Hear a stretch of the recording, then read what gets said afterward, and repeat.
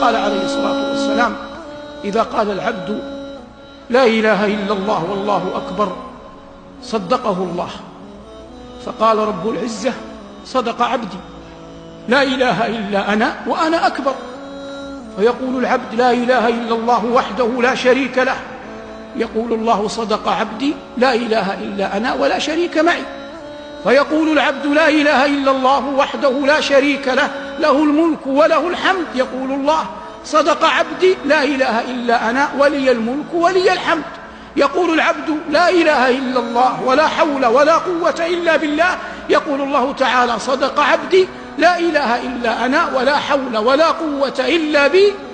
قال عليه الصلاة والسلام: من قالها في مرضه ثم مات لم تطعمه النار.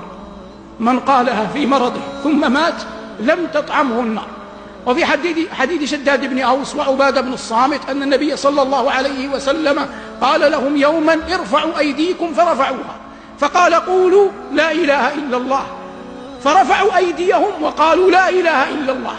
فقال صلى الله عليه وسلم: الحمد لله، اللهم بعثتني بهذه الكلمة ووعدتني عليها الجنة وإنك لا تخلف الميعاد. ثم وضع صلى الله عليه وسلم يديه وقال: ابشروا فقد غفر الله لكم، ابشروا فقد غفر الله لكم. كل هذا من التمكين لأهل لا إله إلا الله في الدنيا. وقال صلى الله عليه وسلم: من كان آخر كلامه في الدنيا لا إله إلا الله دخل الجنة يوما من الدهر وإن أصابه ما أصابه. وقال عليه الصلاة والسلام كما في مسند البزار بسند حسن أنه صلى الله عليه وسلم قال: لا إله إلا الله كلمة كريمة على الله ذات مكان، كريمة على الله ذات مكان، من قالها صادقا أدخله الله بها الجنة، ومن قالها كاذبا حقنت دمه وأحرزت ماله، وإن لقي الله غدا حاسبه. فحتى من يقولها كذبا تحرز ماله وتحقن دمه، وإن كان لا يعد مؤمنا. والمقصود من هذا أيها المباركون بيان عظيم وفضل هذه الكلمة المباركة. هذا كله ما ورد من فضلها في الدنيا.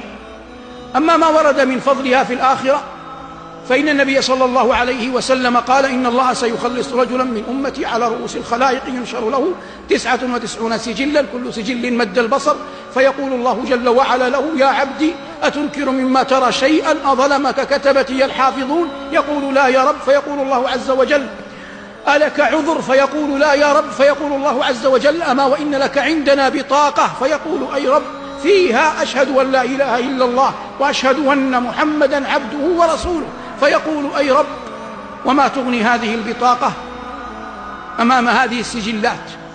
فتوضع السجلات في كفة ولا إله إلا الله في كفة، فتثقل البطاقة وتطيش السجلات ولا يثقل مع اسم الله شيء.